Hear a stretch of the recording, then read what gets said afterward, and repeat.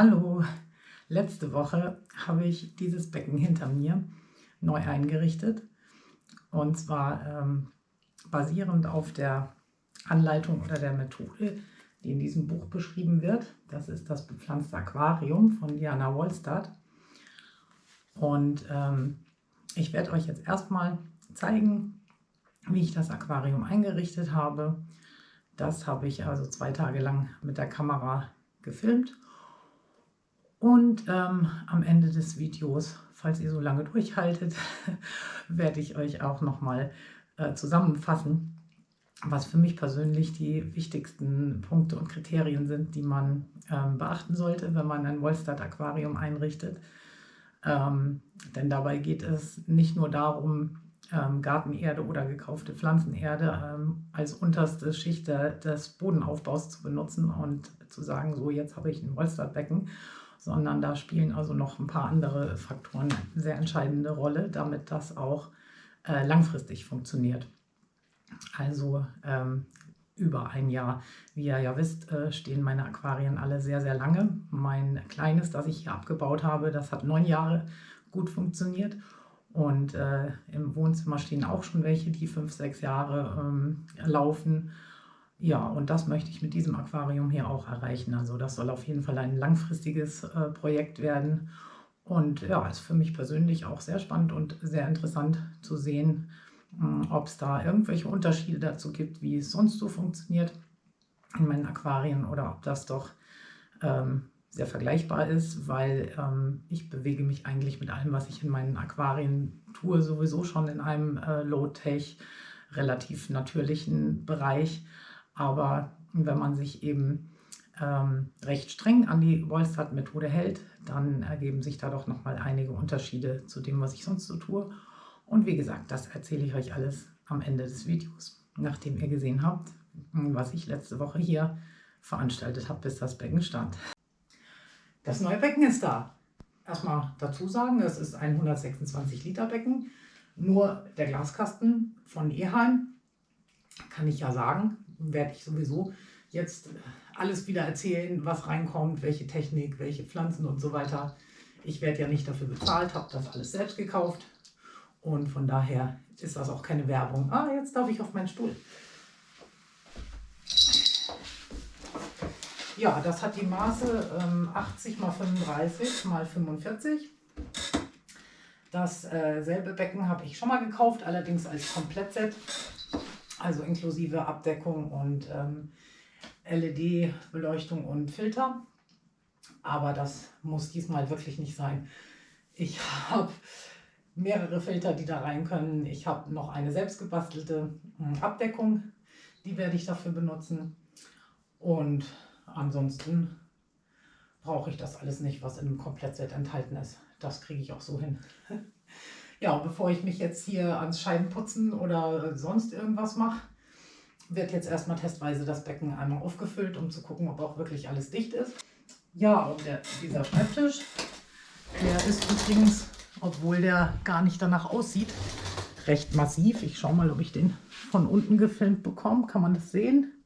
Also genau da, wo das Becken jetzt steht, sind da ganz ordentliche verschraubte Verstrebungen. Also da mache ich mir wegen dem Gewicht des Wassers und des komplett eingerichteten Beckens keine Sorgen.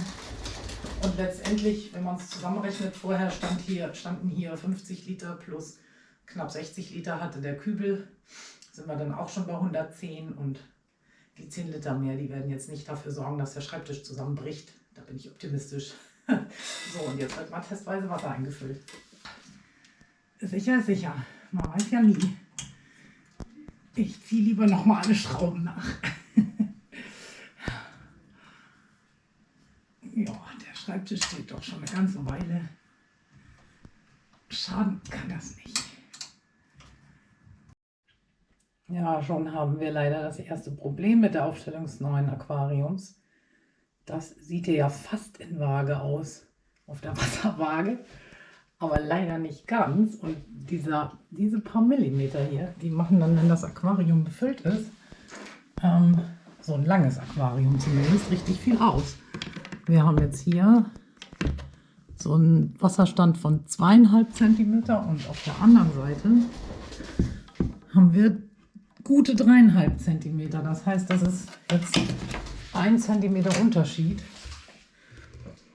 Und das ist mir dann doch ein bisschen zu viel. Also wenn der Wasserstand dann am Ende hier oben ist, da kann man sich ja denken, der 1 cm macht da richtig viel aus. Dann steht der hier drüben quasi hier oben und auf der anderen Seite steht er dann hier unten. Und das will man ja A, aus optischen Gründen nicht, aber B auch, weil das Aquarium dann vielleicht irgendwelche Spannungsschäden bekommt im Silikon oder im Glas. Tja, das ist wirklich ärgerlich und ich denke, das liegt daran, dieser Schreibtisch ist hier aus so einzelnen Platten zusammengesetzt. Und diese Platte, genau die, auf der das Aquarium nachher stehen soll, die hängt so ein Tickchen tiefer. Aber 1 Zentimeter ist das natürlich nicht, also das erklärt das auch nicht alleine. Aber ich werde jetzt irgendwie versuchen müssen, hier rumzubasteln, um das auszugleichen. Mal schauen, was mir einfällt. So, das Problem mit dem Schiefstand des Aquariums ist glücklicherweise gelöst. Sowohl längs als auch quer ist jetzt alles im Lot. Das bin ich auf 2 Arten angegangen. Erstens habe ich hier so ein 5 mm dickes Stückchen Holz drunter geklemmt, um die Tischplatte hier einfach einen Tick nach oben zu bewegen, weil die hing so ein bisschen durch im Vergleich zu den anderen Platten. Und da sich das insgesamt um einen ganzen Zentimeter Niveauunterschied bei der Wasserlinie gehandelt hat, musste man dann natürlich auch um 1 Zentimeter vor allem diese Ecke hier links vorne anheben. Und dann ist meinem Mann glücklicherweise wieder eingefallen, dass diese Standfüße hier unten so Schrauben drin stecken haben, mit denen man also den Höhenunterschied verändern kann. Und dann haben wir mit vereinten Kräften den Schreibtisch einmal hochgebockt und haben die Standfüße eben so gedreht, bis alles gepasst hat. Und jetzt kann man das auch schön sehen an der Wasserlinie, an dem bisschen Wasser, was noch drin ist. Jetzt steht das wunderbar. Die erste Anlaufstelle für gute, ungedüngte Erde ist natürlich mein eigener Garten. Ich habe hier einen guten Lehmboden, der so ein bisschen auf der sauren Seite ist. Und hier wächst und gedeiht alles sehr, sehr prächtig, ohne dass ich großartig was dafür tun muss. Ich bin hier eigentlich nur mit Rückschnitt und Unkrautjäten beschäftigt. Und das Einzige, was ein bisschen Dünger in dem Sinne bekommt, ist mein Kartoffelbeet. Da werfe ich jedes Frühjahr 3, 4 Schubkarren voll Kompost drauf.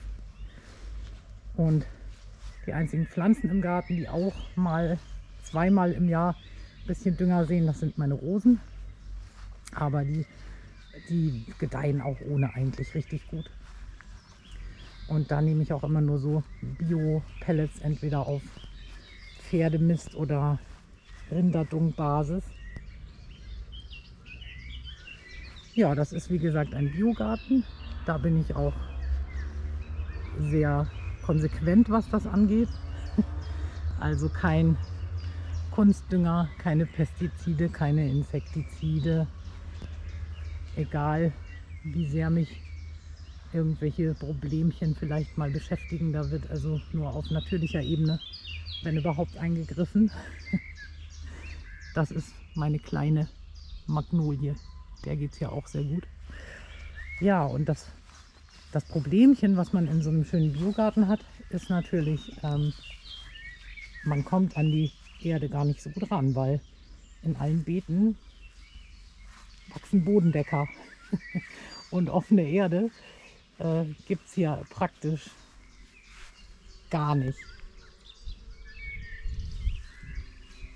Ja, und das Problem, das hat netterweise mein kleiner alter Hund für mich gelöst, wie ich jetzt hier an gute Erde für mein Aquarium rankomme. Der hat nämlich letztes Jahr, einen Tag vor mir, bemerkt, dass die Erdbeeren reif sind in meinem Erdbeerbeet und hat die dann kurzerhand alle geerntet und ich habe keine einzige abbekommen. weshalb meine Erdbeeren jetzt hier ein Stockwerk höher gelandet sind.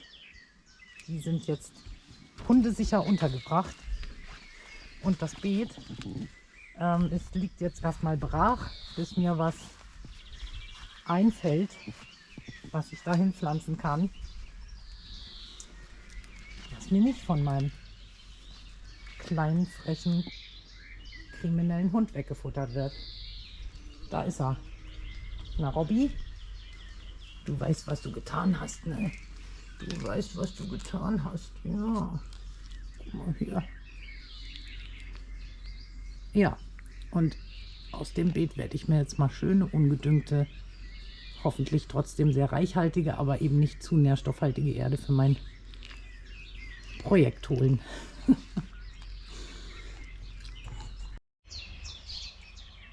Einer der Gründe, warum ich denke, dass meine Erde sehr gut geeignet ist, um üppiges Wachstum im Aquarium zu fördern.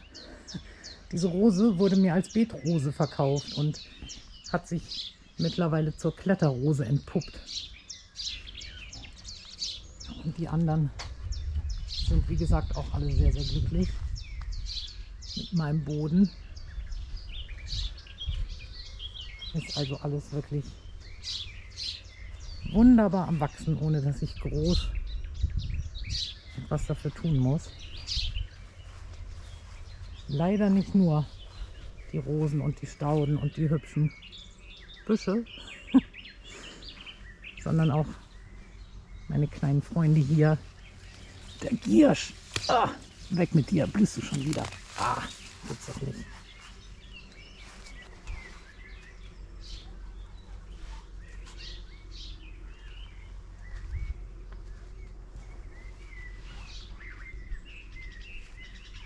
Und dieser traurige Anblick hier, das ist also mein ehemaliges Erdbeerbeet, das dem Hund zum Opfer gefallen ist. Und genau hier werde ich mir jetzt einen Baueimer voll schöne, nicht gedüngte Erde holen. Dieser zauberhafte Bereich meines Gartens ist der unverzichtbare Teil für einen Biogarten, nämlich der Totholzstapel. Ordentlich angewachsen. Und hier zu seinen Füßen wächst bestes unverzichtbares Zwerggarnelenfutter. Da steht demnächst mal wieder eine Ernte an. So, und hier habe ich jetzt mein Eimerchen voll ehemaliges Erdbeerbeet, Erde. Und wie man sieht, sind da auch noch so andere Dinge drin, die man im Aquarium nicht unbedingt haben möchte, damit im Boden nichts faulen und gammeln kann. Weshalb das jetzt noch einmal hier durch mein selbst gebasteltes Kompostsieb durchgeworfen wird, womit ich eben alle groben Bestandteile aus der Erde raussiebe, bevor ich die im Garten ausbringe. Das hat sich gelohnt.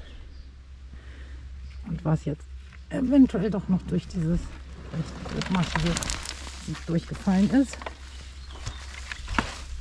das hole ich jetzt einfach noch von Hand raus. Hier zum Beispiel eine Gierschwurzel. Wenn die auch noch anfangen, in meinen Aquarien zu wachsen, dann hänge ich das Hobby an den Nagel, wirklich. Das ist furchtbares Zeug. Und dem Giersch traue ich alles zu. Wundern wird es mich nicht, wenn die auch unter Wasser wachsen können. So, alles ist vorbereitet. Jetzt kann es losgehen. Also ich habe entschieden, mich an die grundsätzlichen Empfehlungen, also auch aus Frau Wallstedts Buch, aber auch aus Internetforen, die sich mit dem Thema befassen und YouTube-Videos zu halten, und werde hier ungefähr 2 cm von der Gartenerde einbringen, und darauf kommen dann so 3 bis 4 cm von meinem Poolfiltersand, sodass ich dann im Endeffekt eine Bodengrundhöhe von, ja, ich sag mal 5 bis 6 cm erreichen werde. Das hat sich in all meinen Aquarien bisher hervorragend gemacht.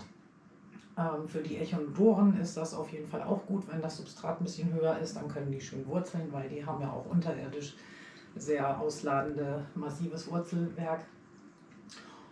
Und ja, ich möchte die Pflanzen auch zunächst einmal nur in den Poolfiltersand reinpflanzen, sodass die Wurzeln sich dann im Laufe der Zeit wenn sie angewachsen sind, unten in die Gartenerde begeben können, weil ich das fürs Anwachsen für deutlich sinnvoller halte, wenn die erstmal keine stärkere Düngung bekommen, sondern in Ruhe ihr Wurzelwerk entwickeln und dann sozusagen selber nach den Nährstoffen im Bodengrund suchen können. Ja, und dann lege ich jetzt mal los.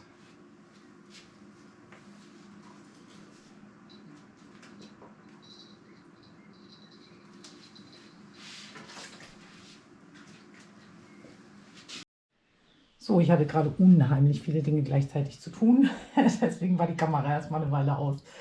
Also, ich habe jetzt hier meine 2 cm Erde drin, habe das bisschen noch mit Wasser aufgefüllt und mit meinem professionellen Aquascaping Equipment, sowas besitze ich nämlich tatsächlich, umgerührt, so wie das überall empfohlen wird, damit eventuelle Luftbläschen noch aufsteigen können, bevor man das Ganze also mit Sand abdeckt. Und jetzt werde ich diese trübe Brühe gleich noch mal ein bisschen ablaufen lassen, weil das sind mir für den Anfang doch zu viele Nährstoffe, die sollen erstmal nicht ins Freiwasser, ins Aquarium gelangen.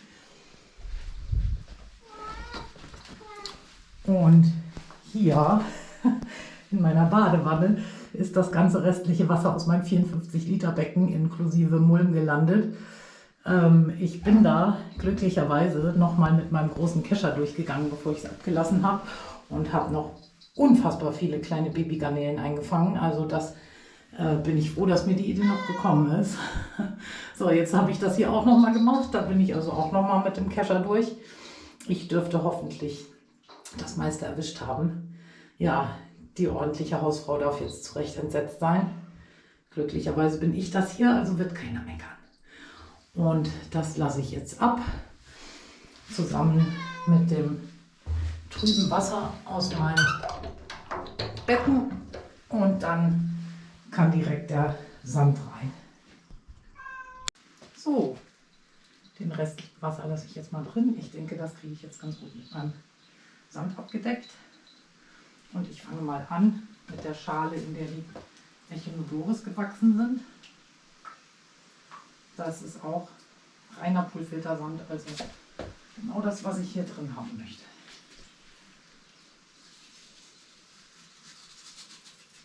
Jetzt zügig der Rest.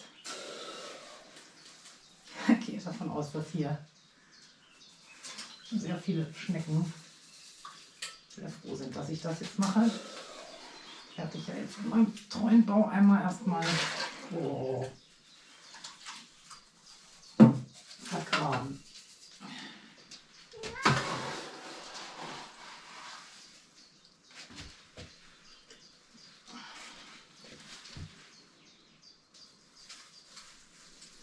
Ich bin mal gespannt, ob der Sand aus dem 50 Liter Becken schon ausreicht, um die Erdschicht hier einmal so weit abzudecken für die armen Schnecken, die da jetzt 100%ig mit gereist sind.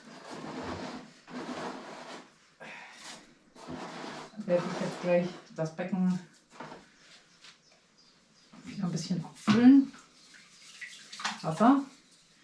Dann bekommen die nämlich die Chance, was sie wenn sie gestresst sind oder wenn sie mit der Wasserqualität nicht zufrieden sind, immer gerne machen, die Scheiben hochzuklettern, um sich in Sicherheit zu bringen. Das ist immer so das Standardverhalten. So, ich denke, dass das immer noch so trüb ist. Das dürfte jetzt eine Mischung sein aus der Erde und der Tatsache, dass mein Poolfiltersand nicht frei von Mulm gewesen ist. Aber unglaublich, das ist schon eine richtig schöne dicke Abdeckung hier. Ich weiß gar nicht, ob ich da noch was aus meiner Garage holen muss. Ja, doch, die Ecke hier, die ist noch ein bisschen, ja, vielleicht noch so ein halbes Eimerchen voll. Ich kann da ja auch gleich mal mit meinem Zollstock rangehen. Mal gucken, was der sagt. So, also, ja, da kann man doch die Erde schön sehen. Das ist also von hier gemessen, sind das genau 2 cm geworden. So, die Schaumstoffunterlage will ich ja nicht mitmessen. Oha, wer hätte das gedacht? Und mit dem Sand nur aus meinem kleinen Pflanztöpfchen und aus dem 54 Liter Becken bin ich jetzt schon bei meiner Bodengrundhöhe angelangt. Bis auf diese rechte hintere Ecke hier, für die ich jetzt gleich nochmal, ja, ich glaube, das reicht, wenn ich da mit meinem Messbecher noch 1 Liter aus der Garage schnell hole. Und dann habe ich das auch schon mit dem Sand. Ich weiß ja nicht, wie ihr das seht, aber mein ältestes, das jetzt seit ein paar Tagen nur als Pflanzenaufbewahrungsbecken dient, das gefällt mir richtig gut. Obwohl ich die da einfach nur reingestellt habe in ihren Töpfchen mit ihrer Beschilderung. Also das Aquarium ist das Gegenteil von eingerichtet. Aber Echinodoren sind einfach so tolle Pflanzen. Ich finde, die haben das Becken sofort verwandelt. Und diese, die hier schon ordentlich rotes Laub hat, das ist die kleine Reni. Die harmoniert so schön mit dem Laub, das hier drin liegt in diesem Aquarium. Also ich finde das farblich echt gelungen, auch wenn es jetzt einfach nur Aufbewahrung ist. Aber ich freue mich richtig drauf, diese Pflänzchen alle in das neue Becken zu übersiedeln. Ich glaube, die werden das sofort verwandeln. Und Steinchen, die im 25 Liter Becken drin waren, die werde ich jetzt auch erstmal hier in die Mitte drapieren. Im Prinzip völlig ohne zu sehen, was ich hier eigentlich tue. Das kann ich ja später dann noch mal justieren. In so ein Wollsted-Aquarium sollte kein bis mäßig viel Hardscape rein. Also eine riesige Wurzel, die 1/3 des Bodens zudeckt, darf man da auf keinen Fall reintun, weil der Bodengrund ganz wichtige Funktionen übernimmt im Aquarium und der muss jederzeit also gut mit Wasser durchflutet sein und auch für die hilfreichen Tierchen, für die Tondeckelschnecken und so weiter gut bearbeitbar sein, damit das hier alles dieses biologische Gleichgewicht herstellt, das man ja anstrebt. Aber ich sage euch, wie es ist, ich bin Pflanzenaquarianerin. Große Wurzeln in Aquarien, die machen mich sowieso nicht an. Das gucke ich mir immer an und denke, ja, ist ja ganz nett. Aber da könnte man auch eine richtig geile Pflanze hinpflanzen auf den Platz, den diese Wurzeln immer wegnehmen. Also für mich ist das nichts. Aber ich kann das verstehen. Also der einzige Grund, warum ich das machen würde, wäre, wenn ich jetzt spezielle pflanzenfressende Wälse pflegen würde, zum Beispiel, die darauf angewiesen sind, so Wurzeln anzuknabbern, abzuraspeln. Aber solche Fische habe ich ja aus diversen Gründen nicht. Vor allem deswegen nicht, weil das Pflanzenfresser sind und ich Angst um meine wunderschönen Echinodoren hätte, wenn ich zu große pflanzenfressende Fische halten würde. Ja, von daher 5 Steinchen und der Rest des Aquariums wird, wie ihr das von mir gewohnt seid, üppig bepflanzt. So. Ja, also eigentlich sollte man mit den Echinodoren anfangen. Das sind die zentralen Elemente dann, wenn die ausgewachsen sind in diesem Aquarium. Ja, das wäre klug. Und die Kryptokorynen dann sozusagen als Unterholz zu den Füßen der Echinodoren dann gruppieren. Ja, und ich denke, genau das werde ich tun, wenn ich Pudding und die Familie abgefüttert habe. So, leider ist das Wasser noch trüb. Das wird heute auch, glaube ich, nicht mehr besser werden. Wahrscheinlich ist morgen hier klare Sicht, aber da ich jetzt eh noch pflanze, bringt das auch nichts zu warten, bis man besser sehen kann. Immerhin ist mir die schlaue Idee gekommen, jetzt mal Licht drüber zu hängen. Das hatte ich ganz vergessen, dass man das vielleicht ordentlich ausleuchten sollte, wenn man schon ein Video dreht. Naja, besser spät als nie. Ich habe jetzt alle Pflanzen vorbereitet. Ich habe von meinen gekauften Aquarienpflanzen diese komische Wolle da, wie auch immer der Fachbegriff dafür ist, entfernt mit meinem Profi-Werkzeug. Und habe dabei zu meiner großen Freude festgestellt, dass ich von den Echinodorus Red Diamond ganze 4 Pflänzchen bekommen habe statt einer. Das finde ich ja super. Da werde ich jetzt mal gucken, wo ich die überall platziere im Aquarium. Dann habe ich noch die Bacopa. Die war ja schon richtig groß. Deswegen habe ich die jetzt mal in 3 Einzelteile geteilt und habe noch einen Haufen Stecklinge gleich genommen von den Trieben, die sowieso schon sehr lange waren. Ich bin mal gespannt, ob die Stecklinge genauso gut anwachsen wie die Pflänzchen, die schon bewurzelt sind. Aber erfahrungsgemäß wird das funktionieren. Dann habe ich von meinen Cryptocoryne lutea die überlangen Wurzeln entfernt, weil ich ja jetzt nicht den Bodengrund, den ich so vorsichtig aufgebaut habe, gleich wieder komplett durcheinander bringen will, indem ich da so riesige Klumpen von Wurzeln rein versenke und alles aufwirbel und durcheinander bringe. Ja, dann habe ich noch andere gekaufte Pflänzchen, die auch noch reinkommen, und weil genug nicht ausreicht in einem Wollsted-Aquarium, was die Bepflanzung angeht, da muss man auf jeden Fall klotzen statt kleckern, habe ich aus meinem kleinen Becken auch noch hier die Sagittaria subulata einen ordentlichen Klumpen rausgeholt, die sich, nehme ich an, als sehr nützlich erweisen wird im Wollsted Aquarium, weil das von all meinen Pflanzen mit Abstand die am schnellsten wachsende ist. Die wächst wie der Teufel, breitet sich wie verrückt aus. Ich habe ein bisschen Sorge sogar, dass die mir in diesem Aquarium lästig wird, weil man da immer wieder die Ausläufer da aus dem Bodengrund rausziehen muss, wo man sie nicht haben möchte. Und ja, das ist ja eher nicht so förderlich, wenn man da immer die Gartenerde mit hochholt. Also werde ich mal gucken, ob ich die vielleicht nur für die Anfangszeit reinpflanze und dann eventuell später, wenn alles gut läuft, wieder raushole. Aber ich möchte jetzt nicht auf sie verzichten. So, und dann fange ich mal mit meinen Echinodoren an. Der hübsche Ocelot hier, der hat sogar schon rote Blättchen getrieben. Unglaublich, die hier sind neu. In den paar Tagen, die ich die Pflanzen jetzt zwischengelagert hatte. Auch wenn man hier jetzt nicht viel sehen kann.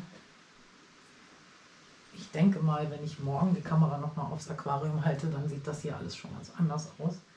Dann kann man auch letztendlich sehen, was ich wohin gepflanzt habe. Ich habe jetzt also doch noch einmal den Wasserstand sehr tief abgesenkt, weil ich hier beim Pflanzen wirklich im Trüben gefischt habe und gar nicht erkennen konnte, wo welches Pflänzchen hinkommt. Deswegen ist das Wasser jetzt hier nochmal raus. Das war einfach zu kurz. Ich habe das vor dem Mittagessen einlaufen lassen und nach dem Mittagessen gleich mit dem Pflanzen angefangen. Da war die Sicht noch nicht gegeben. Ja, und ich bin jetzt zufrieden damit. Ich glaube, ich habe alles an einem schönen Ort untergebracht. Mein flutendes Pfeilkraut, diese hellgrüne grasartige Pflanze hier, die pflanze ich eigentlich in all meinen Aquarien immer ganz in Filternähe, weil die in so hohen Aquarien sehr, sehr schnell bis zur Wasseroberfläche nach oben wächst und dann den Filter ganz wunderbar versteckt. Das wird ruckzuck passieren. Die Stängelpflanzen habe ich alle im hinteren Bereich an der Hinterwand entlang eingepflanzt. Und ja, mein obligatorischer Laubhaufen, der ist hier auch hinter der großen Lutea.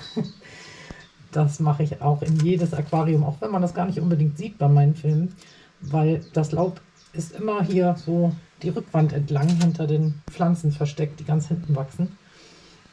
Aber es ist auf jeden Fall in jedem Aquarium vorhanden und sorgt dann durch die Huminstoffe, die langsam abgegeben werden, gerade bei Eichenlaub, das zersetzt sich also ganz, ganz langsam, für so ein schönes bräunlich-gelbes Wasser, was sehr gesund ist für alle Bewohner im Aquarium. Ja, und jetzt fülle ich das mal auf.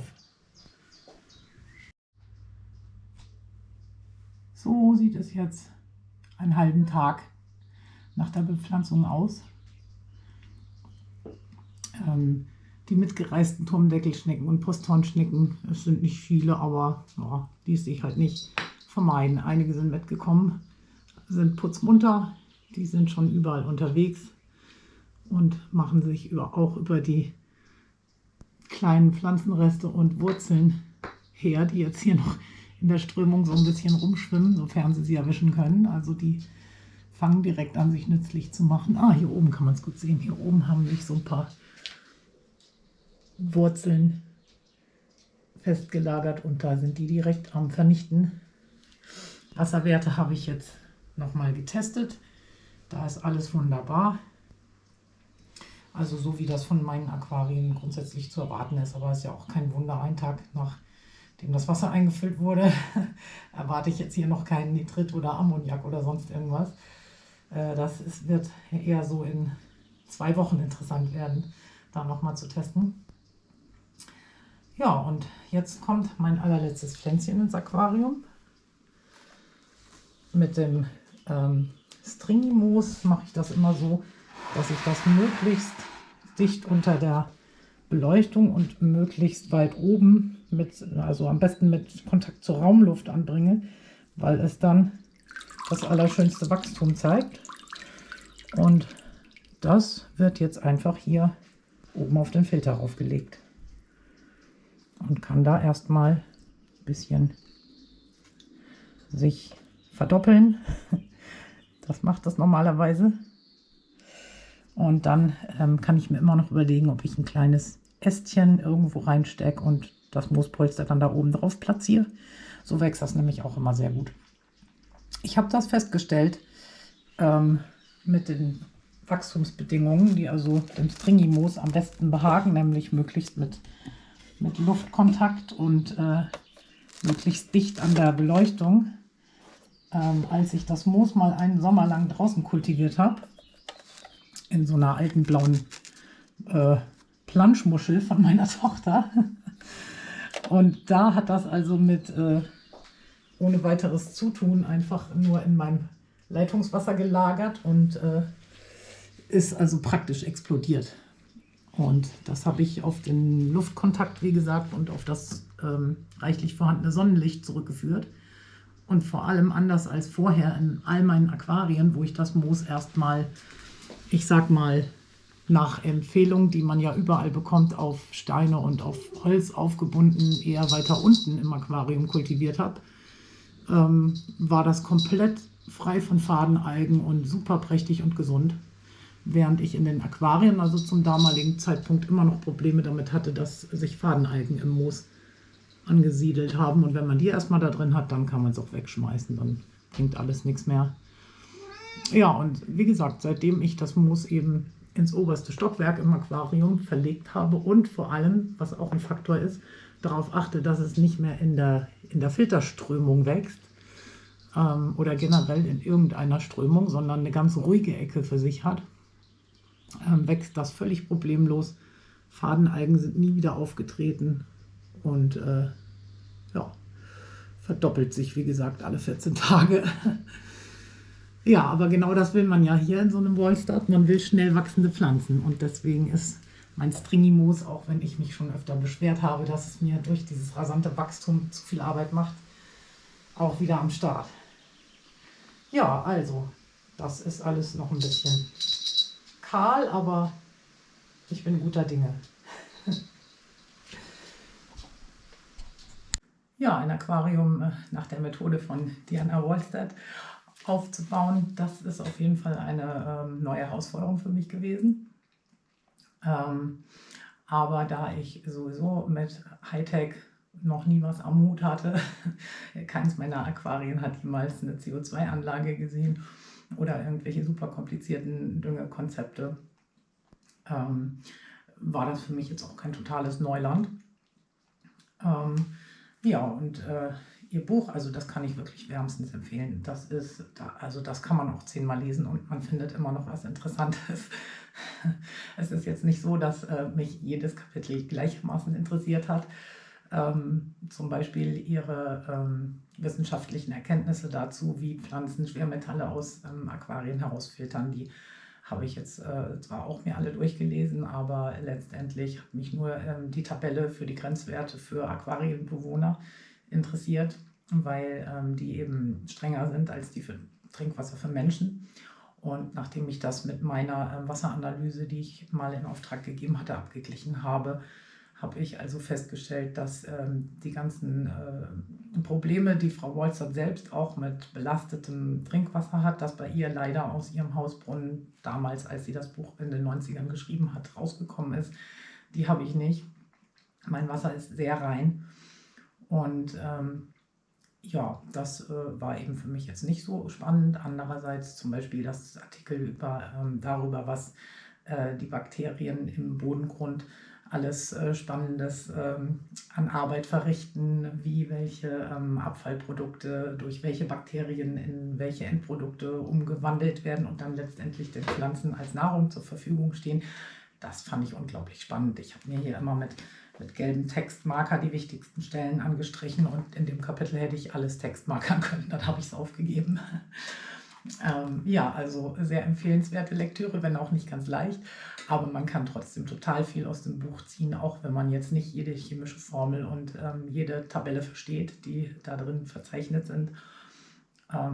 Ja, und ich habe mir hier mal relativ zu Anfang des Buches in meiner Ausgabe Seite 17 Kennzeichen eines natürlichen Low-Tech-Aquariums einfach mal aufgeschrieben, was Frau Wolstert sagt, welches die Kennzeichen sind, dass man eben ein Becken Wolstert-Becken nennen darf. So, und das gehen wir doch jetzt einfach mal durch und schauen, wie ich das umgesetzt habe.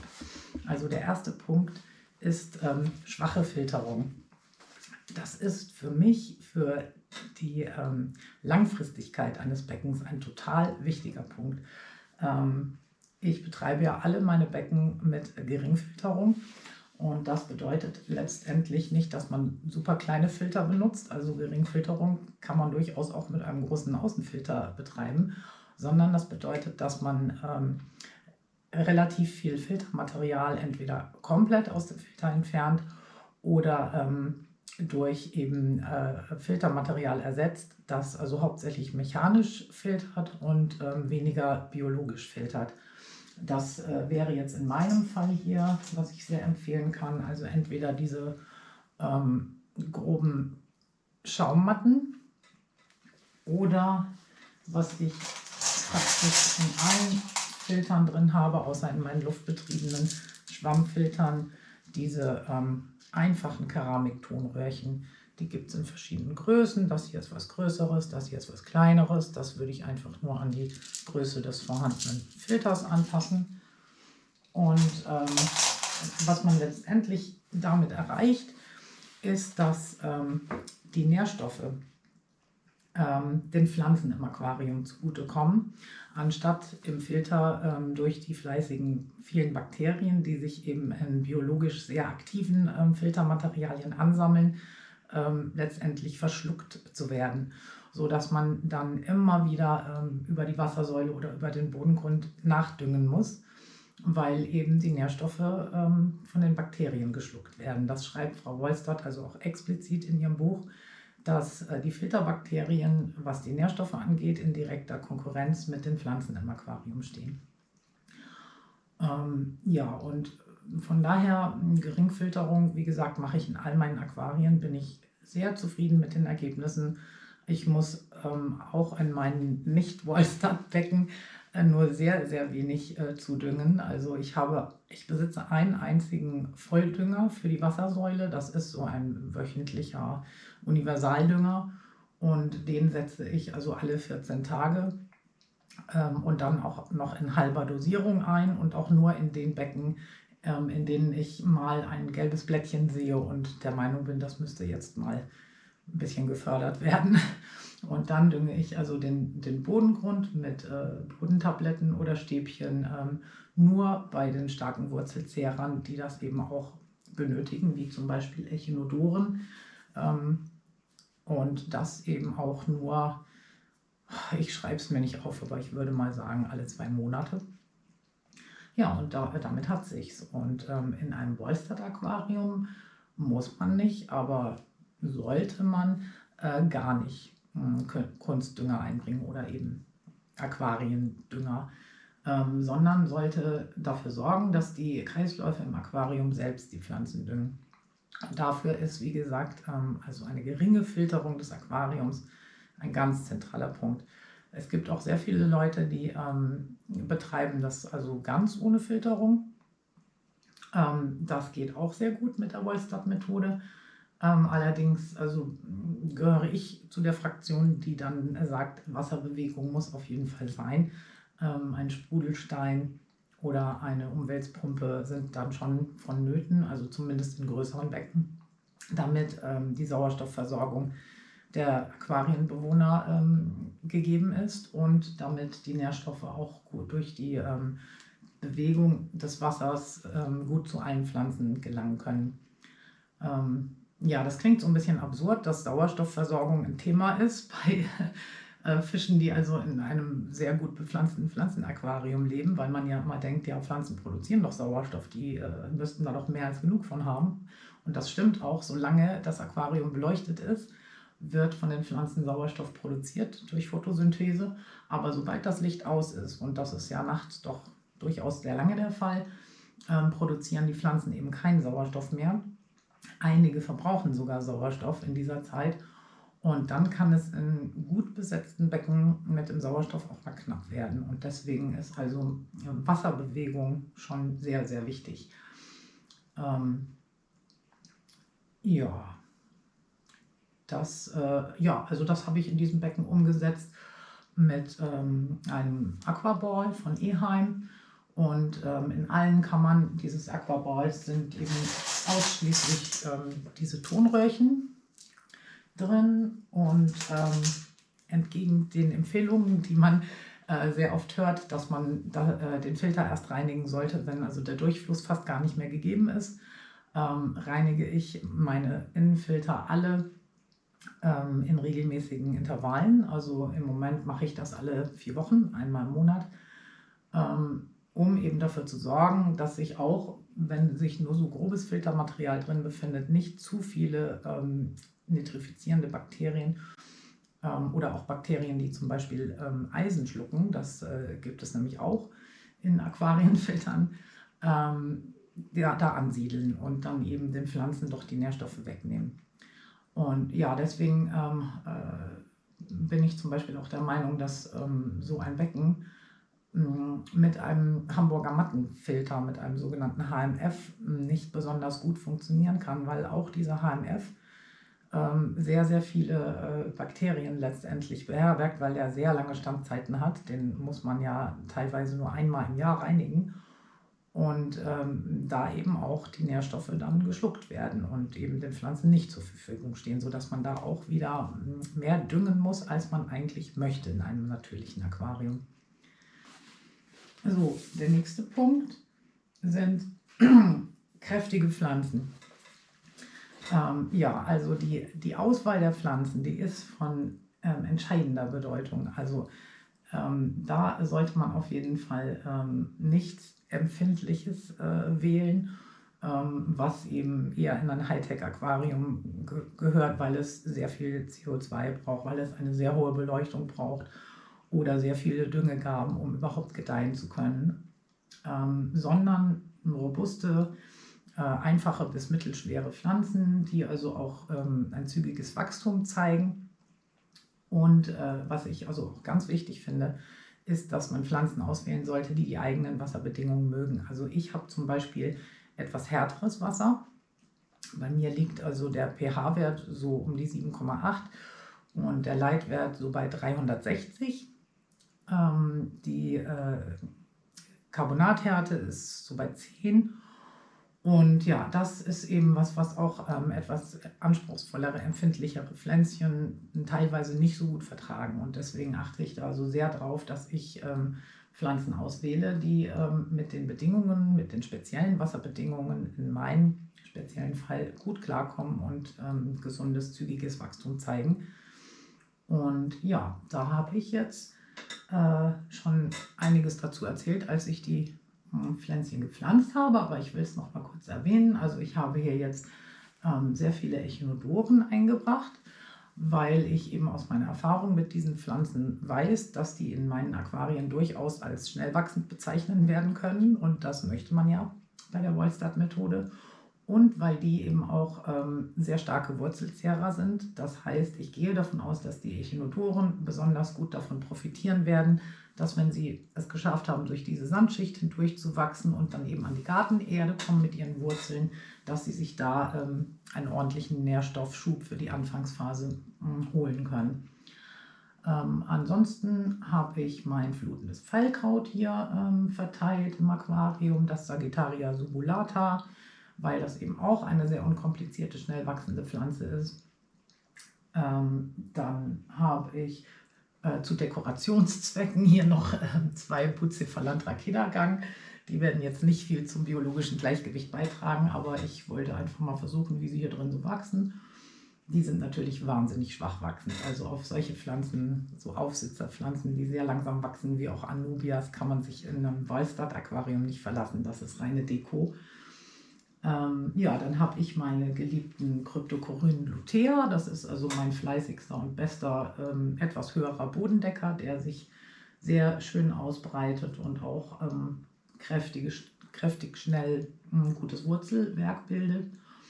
Und dann habe ich mir noch ein paar neue Stängelpflanzen gegönnt.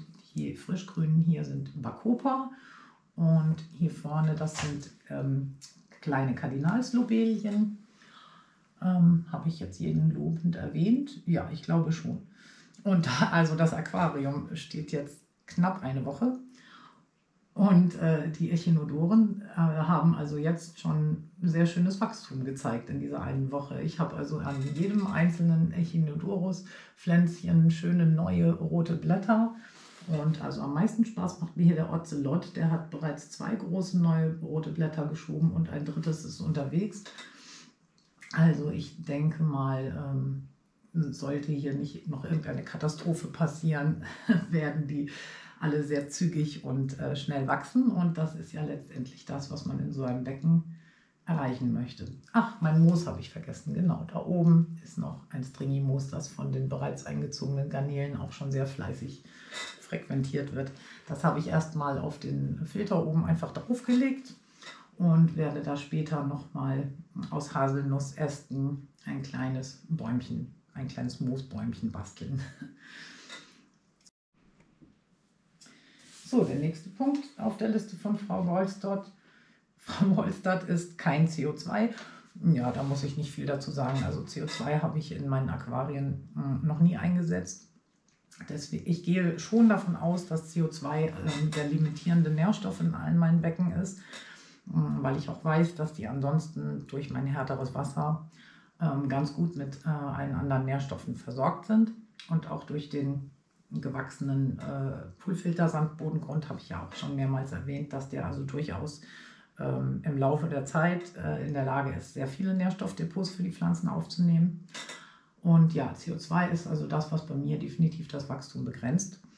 Aber damit bin ich eigentlich sehr glücklich, weil ich habe jetzt 7 Becken noch stehen. Und das ist ja auch ein ziemlich großer Pflegeaufwand. Würde ich die jetzt alle mit CO2 betreiben, dann wäre das Wachstum also deutlich beschleunigt der Pflanzen. Und das bedeutet ja auch mehr Arbeit, mehr Rückschnitt, mehr Blätter auskneifen, mehr auslichten, mehr Ausläufer aus dem Bodengrund rausziehen, was ich hier sowieso eher vermeiden möchte. Und von daher fehlt mir das nicht mit der CO2-Anlage. Also ich komme sehr gut ohne klar. Und CO2 wird ja auch im Aquarium durch natürliche Prozesse in geringen Mengen, sage ich mal, gebildet. Die Pflanzen und die Fische atmen das aus, also die Pflanzen vor allem nachts, wenn die Beleuchtung aus ist. Und im Bodengrund entsteht also auch ein bisschen CO2 durch den Abbau von organischem Material. Und ja, das scheint ja bei mir für gutes Pflanzenwachstum auszureichen. Was steht hier als nächstes? Ah ja, mittlere Beleuchtung. Das ist für mich also auch als Pflanzenliebhaberin ein sehr wichtiger Punkt. Ich habe jetzt hier erstmal in meinem 110 Liter Aquarium die Lampe geklaut. Das ist die Nitro Classic LED, heißt die, glaube ich, ja. Das ist mit 20 Watt, also über so einem großen Becken, schon eine mittlere Beleuchtung, würde ich sagen. Ist jetzt nicht zu wenig bei diesen Komplettsets. Also das hier ist ja ein Becken von Eheim. Das hat die Maße 80 x 35 x 45 cm. Und das ist eben auch das Standardbecken, das in den Komplettsets enthalten ist von Eheim. Und da ist immer nur eine 10 Watt Beleuchtung drüber. Und das ist meiner Erfahrung nach nicht ausreichend für gutes Pflanzenwachstum. Also da kann man dann die Tiere sehen im Aquarium und vielleicht auch noch ein bisschen künstliche Deko reinpflanzen oder eine sehr anspruchslose Pflanze, wie zum Beispiel eine Anubias, die also auch im Schatten wachsen kann.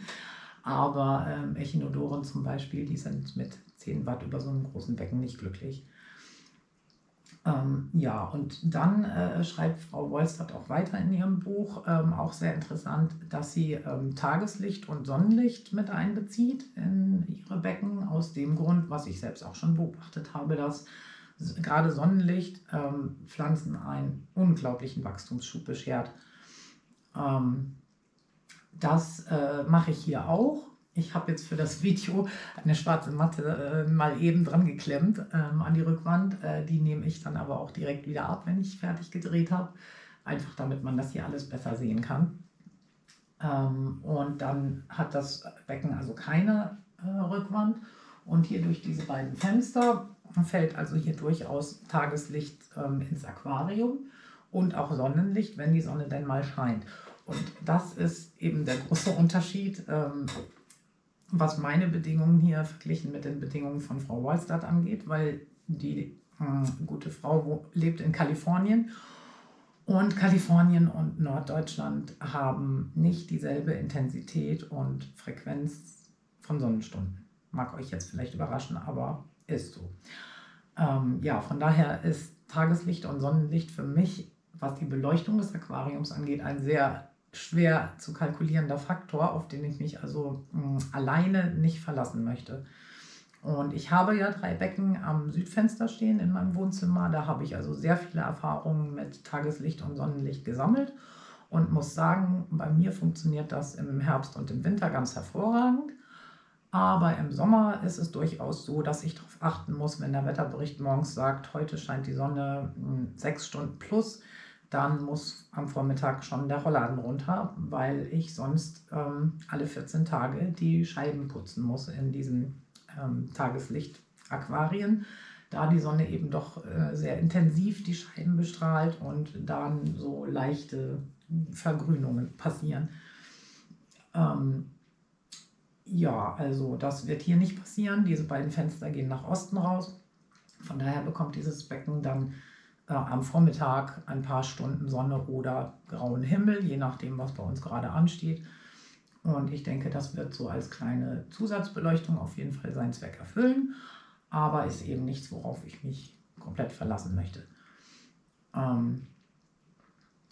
Ja, was wollte ich jetzt dazu noch sagen?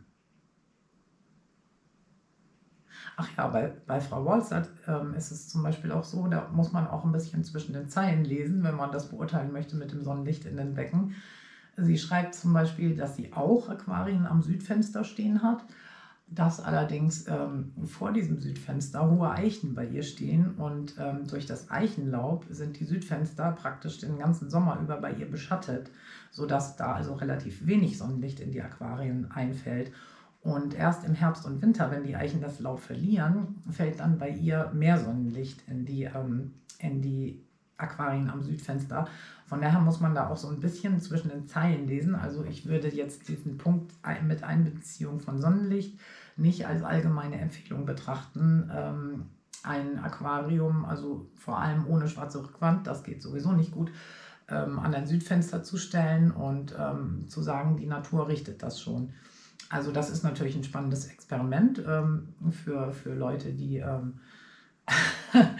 das interessant finden, dabei zuzusehen, wie ein Aquarium komplett vergrünt und mit Algen überwuchert und ob sich das dann eben im Laufe der Zeit auch wieder ein bisschen verbessert oder vielleicht sogar Tiere einsetzen, die sowas also als Festbankett betrachten. Aber das ist jetzt ja nicht unbedingt das, was so ich und viele andere wahrscheinlich auch in ihren Wohnräumen stehen haben möchten, außerhalb von besonders engagierten, experimentell veranlagten Aquarianern. Ja, so, der nächste Punkt ist Gartenerde. Ja, also das habt ihr ja schon gesehen, als ich das Aquarium eingerichtet habe, dass ich da meine ungedüngte pestizidfreie Gartenerde als unterste Schicht ungefähr 2 cm hoch in das Aquarium eingebracht habe. Und das hat also mehrere Vorteile. Zum ersten, dass Gartenerde sehr viele Nährstoffe für Aquarienpflanzen enthält. Also laut Frau Wallstadt ist sie besonders eisenreich, was ja rotlaubigen Pflanzen, wie ich sie hier auch eingebracht habe, sehr zugutekommt. Durch die Abbauprozesse in der Gartenerde wird also auch in Maßen CO2 freigesetzt, das den Pflanzen zugutekommt. Und der zweite Punkt ist, und das finde ich auch besonders wichtig, wenn man manchmal so liest oder sieht, dass Leute ein Wallstadt-Aquarium einrichten und aus Angst oder Sicherheitsbedenken für ihre Aquarienbewohner die Gartenerde erstmal im Backofen oder in der Mikrowelle komplett abkochen. Also das würde ich jetzt nicht machen, weil gerade das mikrobielle Leben, das sich darin befindet, für die Einfahrphase, für die Anfangsphase des Aquariums von entscheidender Bedeutung ist. Dadurch kann man also früher Tiere einsetzen, früher anfangen, das Aquarium zu füttern, als man das eben kann, wenn man erstmal mit neutralen Bodengründen startet. Das ist ungefähr dasselbe Prinzip wie der gute alte Erdaufguss. Das kennen vielleicht die einen oder anderen von euch.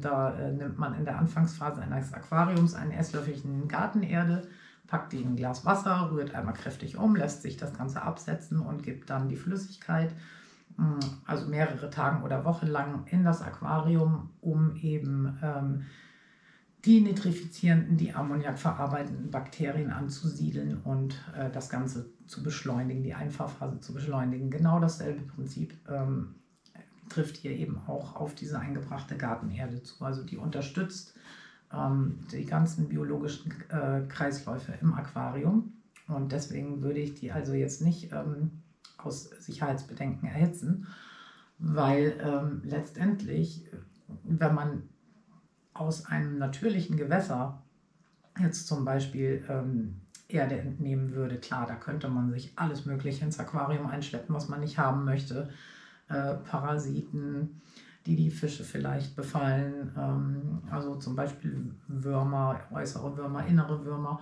oder auch Libellenlarven und so weiter, die der Fischbrut gefährlich werden können. Aber das ist ja bei Gartenerde nicht der Fall.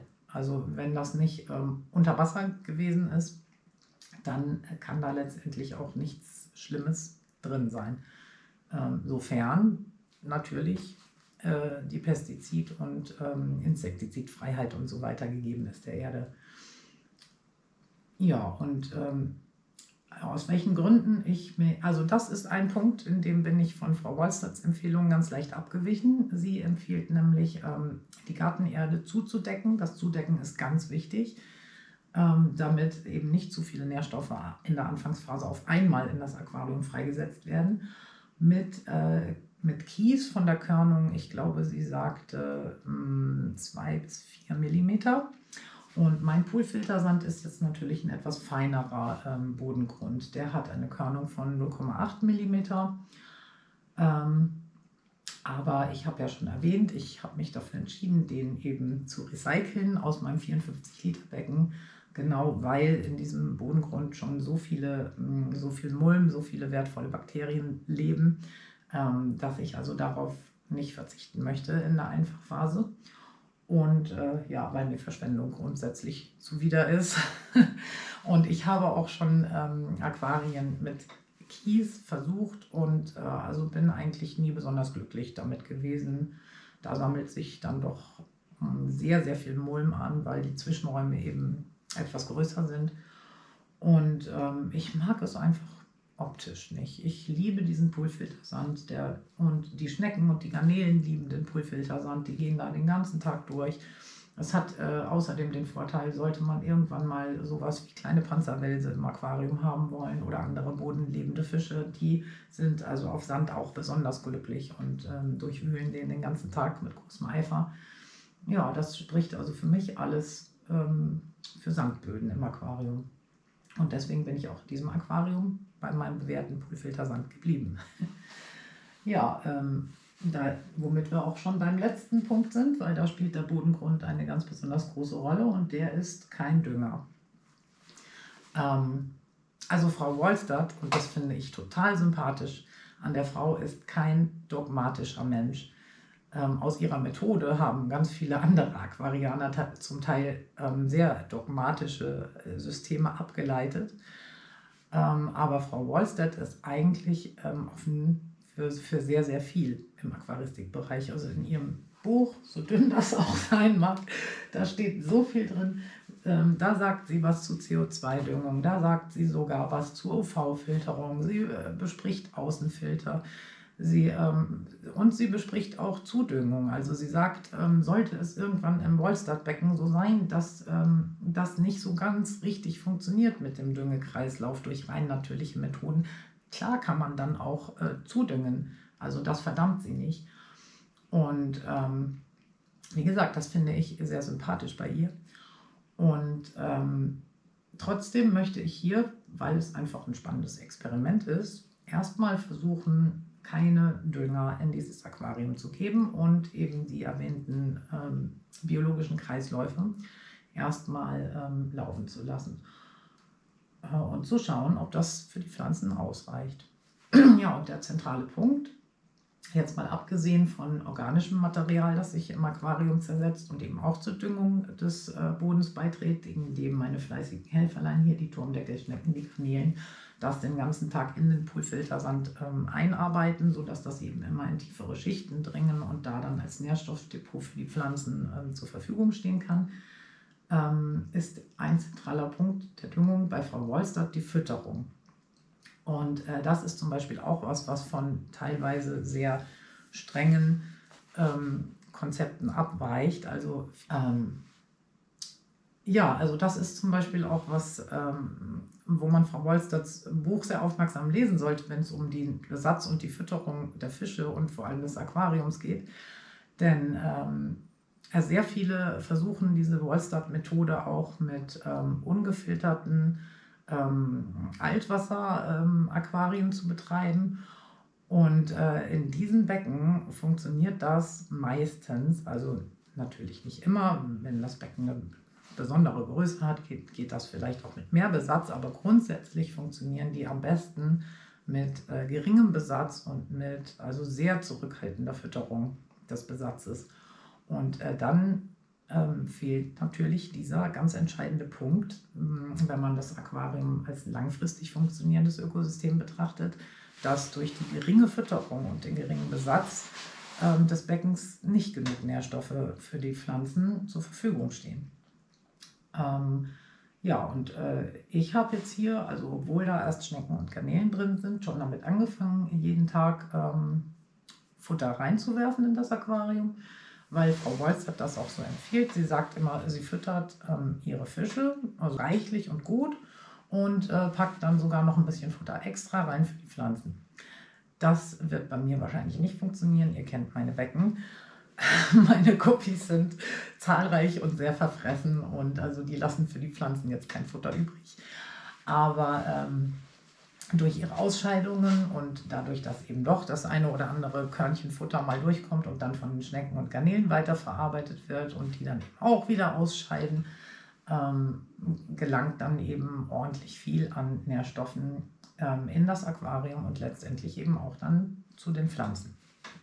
Und ja, das ist also praktisch das Prinzip, nachdem das langfristig funktionieren soll, ohne dass man zudüngen muss. Aber wie gesagt, also meine Pflanzen liegen mir am Herzen und sollte ich jetzt nach 11 oder 12 Monaten beobachten, dass das nicht gut funktioniert und zum Beispiel die Echinodoren durchsichtige oder gelbe Blätter bekommen, dann habe ich jetzt auch kein moralisches Problem damit, in einem Wollstadtbecken auch mal eine Bodentablette mit den entsprechenden Mineralstoffen zu versenken, die den Pflanzen dann eben offensichtlich fehlt. Weil also in gut besetzten Guppibecken, und dazu wird sich das hier ja im Laufe der nächsten Wochen auch noch entwickeln, da ist also Stickstoff zum Beispiel kein Nährstoff, an dem es mangelt. Das muss man da also definitiv nicht zudüngen. Aber mit den Spurenelementen, da muss ich eben mal schauen, ne, ob das wirklich so ist, dass genug Eisen, genug Kalium, genug Mangan und so weiter eben an die Pflanzen tatsächlich gelangt mit dieser doch recht einfachen Methode der Düngung.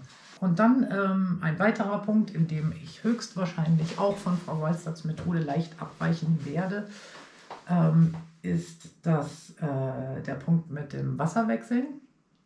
Also ist ja klar, in der Einfahrphase ist es sowieso so, das macht sie auch nicht anders, wenn Wasser gewechselt werden muss, weil irgendein Wert, Ammoniak, Nitrite und so weiter, dann doch mal nachweisbar ist oder zu hoch steigt, dann macht man das, ist ja ganz klar. Aber grundsätzlich strebt Frau Wollstadt an, und das liegt eben daran, das habe ich schon erwähnt, dass ihr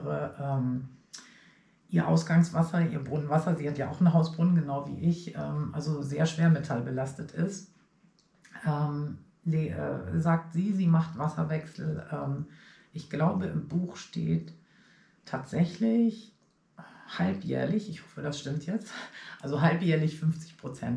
Und das ist natürlich jetzt kein Wasserwechselfrequenz, bei der ich mich befinde, mit meinem super tollen, extrem reinen und auch vom Mineralstoffgehalt sehr förderlichen Wasser für also Guppi- und Pflanzenwuchs. Ich wechsle Wasser 14-tägig in meinen anderen Becken. Gut, ich werde jetzt, weil das ein Wollstadt ist, das nicht jeden Wasserwechsel mitnehmen in diesem Becken, und vermutlich werde ich auch so ein bisschen drunter bleiben, also eher so, ich sag mal 25-30%, wenn ich es denn mal tue. Das werde ich auf jeden Fall regelmäßig machen. Also ich würde mal sagen, einmal im Monat schon. Und zwar aus folgendem Grund.